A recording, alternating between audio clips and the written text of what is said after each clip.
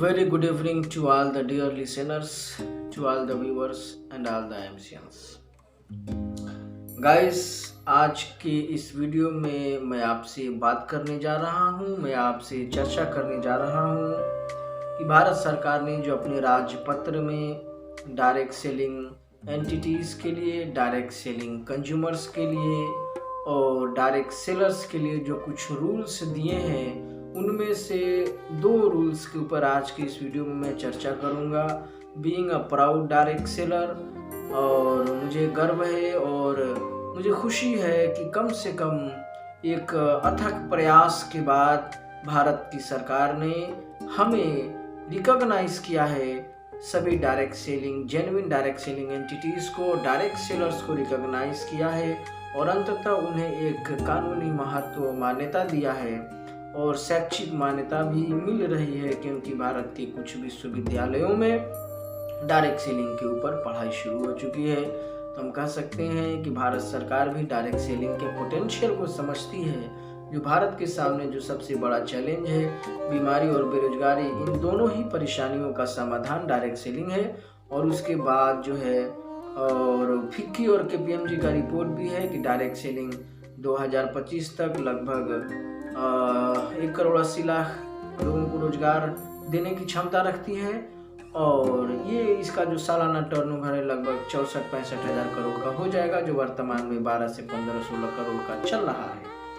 तो गाइस, अंततः मैं सभी डायरेक्ट सेलर्स को जो अच्छी और जेन्युइन कंपनियों में काम कर रहे हैं उन्हें शुभकामनाएं देता हूं, उन्हें बधाई देता हूं, मुबारकबाद देता हूं कि अब आपके लिए एक सुनहरे दौर का आगाज भारत की धरती पे, भारत की पावन पवित्र और पाकीज़ा धरती पे डायरेक्ट सेलिंग का एक सुनहरा इतिहास रच जाने वाला है और सुनहरे दौर की शुरुआत होने वाली है।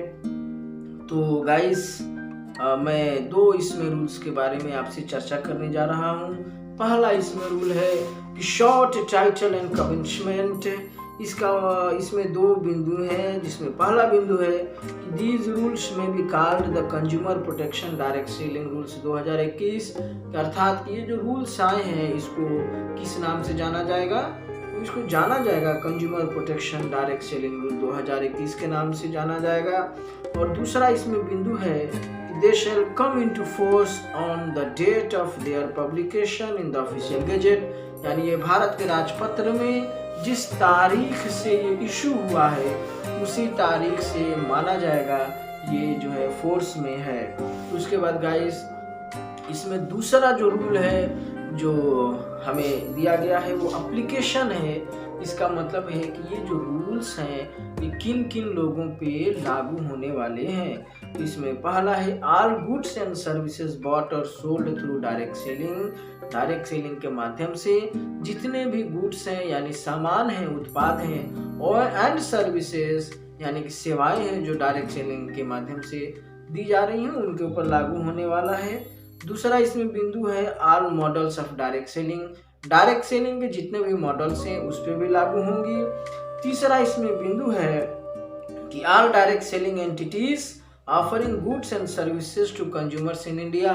जितने भी डायरेक्ट सेलिंग एंटिटीज हैं, एंटिटीज का मतलब कंपनी होगा गाइस, यानी जितने भी कंपनी हैं डायरेक्ट सेलिंग के जो भारत में भारत के उपभोक्ताओं को गुड्स और सर्विसेज प्रोवाइड कर रहे हैं, उनके ऊपर भी लागू होगा ये रूल। और इसमें चौथा बिंदु है all forms of unfair trade practices across all models of direct selling, यानी डायरेक्ट सेलिंग के जितने भी मॉडल्स हैं, अगर उसके नाम पर या उनके माध्यम से अगर कुछ गलत व्यापार चल रहा है तो उनके ऊपर भी ये रूल्स लागू होंगे और इसकी बहुत सख्त ज़रूरत थी। आगे जो है डिटेल में सरकार ने इस पर चर्चा की है, जिसमें स्पेशली मनी सर्कुलेशन और पिरामिड स्कीम को बैन कर दिया गया है।